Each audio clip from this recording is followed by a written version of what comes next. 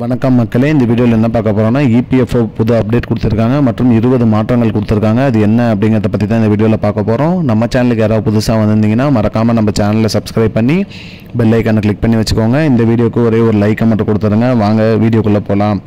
EPF வந்து பார்த்திங்கன்னா புதிய அப்டேட்ஸாக நிறைய கொடுத்துருக்காங்க மற்றும் மாற்றங்கள் நிறைய இந்த 2025க்கு என்ன கொடுத்துருக்காங்க அப்படிங்கிறத பற்றி தான் பார்க்க போகிறோம்.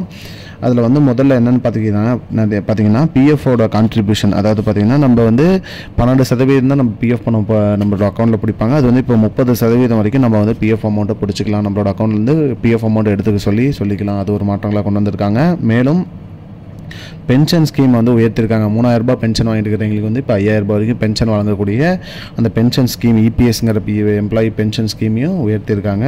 அது மட்டும் இல்லை, பீரியட் ஆஃப் ஆவரேஜ், அதாவது பார்த்திங்கன்னா சேலரி வந்து பார்த்திங்கன்னா பென்ஷன் சேலரி எப்படி கால்குலேட் பண்ணுறாங்கன்னா, இதுக்கு முன்னாடி 5 வருஷத்துக்கு மேலான தான் பென்ஷன் சேலரி கால்குலேட் பண்ணாங்க. இப்போ 3 வருஷத்துலேருந்தே பென்ஷன் சேலரி கால்குலேட் பண்ணிக்கிறாங்க. மற்றும் பிஎஃப் அமௌண்ட் எடுக்கிறத எளிய வெளியாக்கியிருக்காங்க. ஈஸியாக நம்ம வந்து பிஎஃப் பணம் எடுக்கிற மாதிரி பண்ணியிருக்காங்க. அது மட்டும் இல்லாமல் அட்வான்ஸ் அமௌண்ட் வந்து நம்ம பிஎஃப் அமௌண்ட் வாங்குறது வந்து பார்த்திங்கன்னா இதுக்கு முன்னாடி 50% தான் அட்வான்ஸ் அமௌண்ட் வாங்கிட்டு இருந்தோம். இப்போ வந்து அது வந்து 75% வந்து உயர்த்தியிருக்காங்க. அது மட்டும் இல்லாமல் நம்ம ஏதாவது புதுசாக பொருள் வாங்குகிறோம், ஏதாவது பண்ணுறோம் அப்படின்னு பார்த்தீங்கன்னா நமக்கு இதுக்கு முன்னாடி வந்து பார்த்திங்கன்னா 50-60% அமௌண்ட் மட்டும் தான் நம்மளால் அமௌண்ட் எடுக்க முடிஞ்சு. இப்போ அது வந்து 90% வந்து அதை வந்து உயர்த்தியிருக்காங்க. அது மட்டும் இல்லாமல் பார்த்திங்கன்னா வீடோட மேம்பாட்டுக்காக வந்து பார்த்திங்கன்னா நம்ம வந்து அமௌண்ட் கிளைம் பண்ணிக்கலான்னு ஒரு புதுசாக சேவை ஒன்று கொண்டு வந்திருக்காங்க.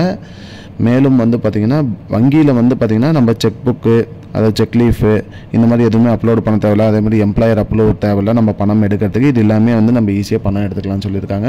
இதுதான் மக்கள் இப்போதைக்கு வந்து முக்கியமான பயனுள்ள தகவல்.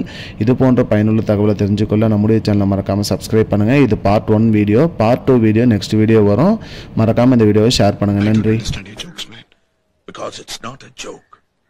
முன்ன பின்ன தெரியாத ஒரு பையனுக்காக விடுற அந்த மனசு இருக்க, அதான் கடவுள்.